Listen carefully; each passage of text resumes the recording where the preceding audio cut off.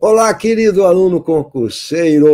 Hoje nós vamos falar sobre a proposta de redação Embrapa CESP. Vamos ver como funciona essa proposta de redação. Então, para quem vai precisar de CESP, ou quem vai precisar de um modo geral de redação, já que a redação se tornou fundamental para quem está buscando concurso público, eu vou mostrar desde o começo como é que foi dada a proposta, vou comentar isso e vou mostrar para você que fez a Embrapa como é o padrão de correção CESP, para você entender, e como tem que ser feita a questão do recurso administrativo. Então, vou fazer um painel amplo aqui para ajudar você. Então, se você vai precisar da redação, se você vai fazer algum concurso ligado a essa banca, aproveita esse vídeo. Chama a galera, te inscreve no canal se você ainda não se inscreveu, dá um joinha, manda as suas dúvidas na descrição do vídeo. Eu vou deixar meu curso de redação e vou deixar meu contato no WhatsApp direto para você conversar com o prof 24 horas. Pode mandar o WhatsApp que não tem problema, legal? Então, sem mais arengas e delongas, vamos lá. Estamos no dia da prova, você tem a proposta de redação, estilo, então, CESP, bem tradicional CESP. Você tem dois textinhos de apoio, dá uma olhadinha aqui, ó, dois textinhos curtos de apoio, né? Tá ali a referência bibliográfica de onde saiu o textinho de apoio. Aí você tem essa frase temática aqui em destaque, você tá vendo? Ó, em destaque, essa é a frase temática. E depois você tem três afirmativas, como sempre CESP faz, eu gosto muito desse padrãozinho CESP aqui, ó. Três afirmativas, e as três afirmativas aqui, você tá vendo aí as três afirmativas aqui? Vamos botar aqui de novo na tela. As três afirmativas você já tem ali, inclusive com as três afirmativas. Opa, tá travando aqui, né? Você tem ali com a numeração, o quanto vale cada uma delas, beleza? Então, a gente pode perfeitamente bem saber qual é a nossa estratégia aqui, né? Então, agora voltou aqui, deixa eu botar aqui para vocês, ó. Legal. Então, tá ali, ó.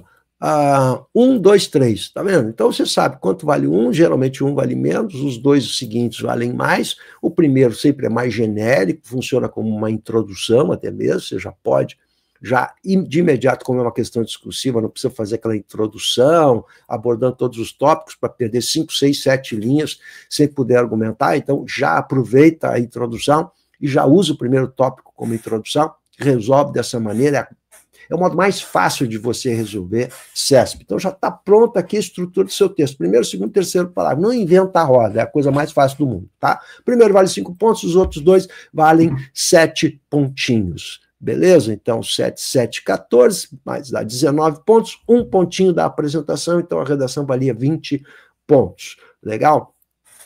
Apresentação, super importante, você não pode perder esse pontinho, porque ele pode ser precioso, e você sabe que um pontinho a mais ou a menos faz toda a diferença na sua classificação.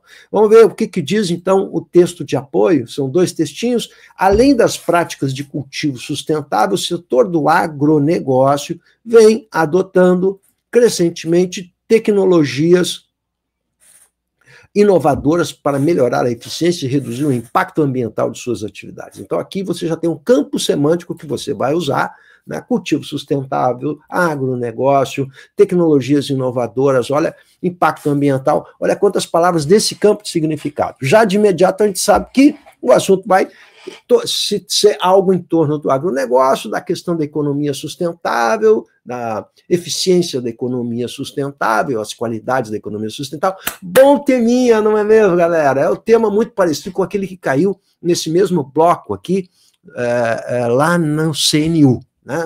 Nesse bloco relativo à galera aí da Embrapa, no CNU, gente. Então, olha que maravilha isso aqui.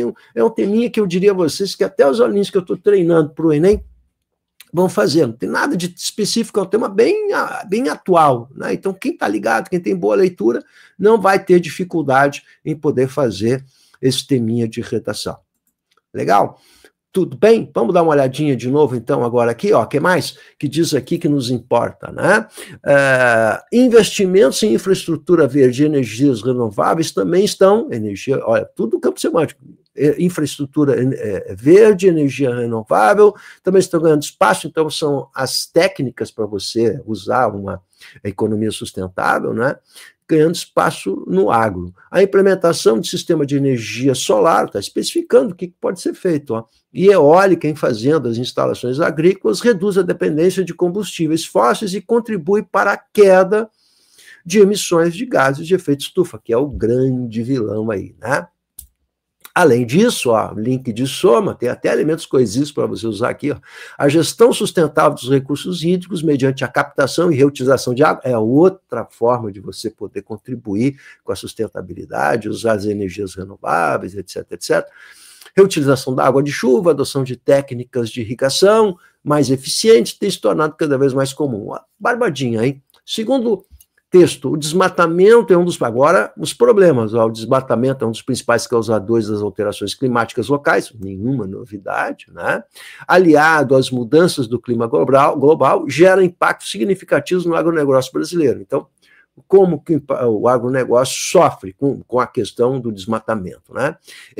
Aí vem dados, ó, entre 85 e 2012, o desmatamento causou uma redução média de 12% da produtividade do cultivo da soja na Amazônia e 6% no Cerrado, com decréscimo de mais de 20% em algumas regiões dos dois biomas. Outro dado mostra que a queda da receita bruta referente à diminuição da regulação de temperaturas extremas após o desmatamento foi em média de dólares, 158,50 anualmente. Para cada hectare de soja produzida na Amazônia, tendo-se como referência, o valor do dólar de 2005. Aqui, o segundo texto é bem mais detalhado e mostra os prejuízos que o desmatamento, enfim, a crise climática pode provocar.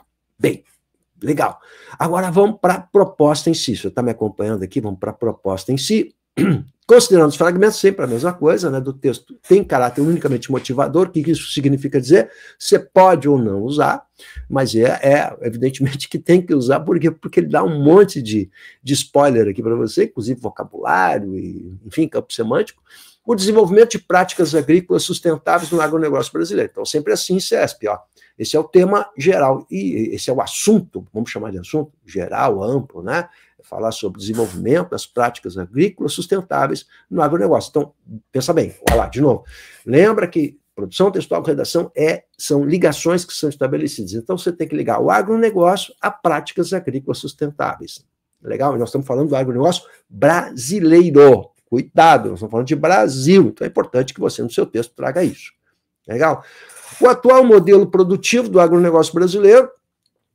Introdução, valendo 5 pontos, então as características do modelo produtivo, exemplos de práticas de sustentabilidade, você tem vários exemplos que já estão ali, barbadinho, né, esses 7 pontos aqui, hein? Riscos para o agronegócio de uma agenda agrícola que não leva em consideração a sustentabilidade. Então, inclusive, você tem no texto como alguns exemplos também, mais 7 pontinhos. Gente, barbada essa proposta de redação. Vamos por padrão, então? Aí no padrão, estilão CESP, ó, você tem aqui um texto que vai explicar quais seriam as abordagens corretas. Por exemplo, o conceito do agronegócio. Olha que bonitinho isso aqui, ó. Deixa eu ver se está. Isso, vou botar maior aqui para vocês, ó. O conceito do agronegócio. O que diz aqui? Cite algumas de suas características distintivas. Nesse sentido, pode ser mencionado o seguinte, elas podem ser mencionadas, não é obrigatório. Então, isso aqui não é obrigatório. Uma cadeia produtiva que engloba produção agrícola, industrialização, comercialização, uso de agrotóxicos, agroquímicos, máquinas e equipamentos, essas são as características. Logística, emprego, desenvolvimento de tecnologia, desafio que se coloca contemporaneamente ao agronegócio, refere-se ao desenvolvimento de práticas sustentáveis. Aqui, de novo, adequação de práticas a um modelo menos nocivo ao meio ambiente. A fim de abordar o compromisso com a sustentabilidade do agronegócio, o candidato pode apresentar algumas práticas de sustentabilidade. Aí dá exemplos de práticas, isso vale 7 pontinhos, você tem que dar práticas de sustentabilidade, exemplos de sustentabilidade, legal?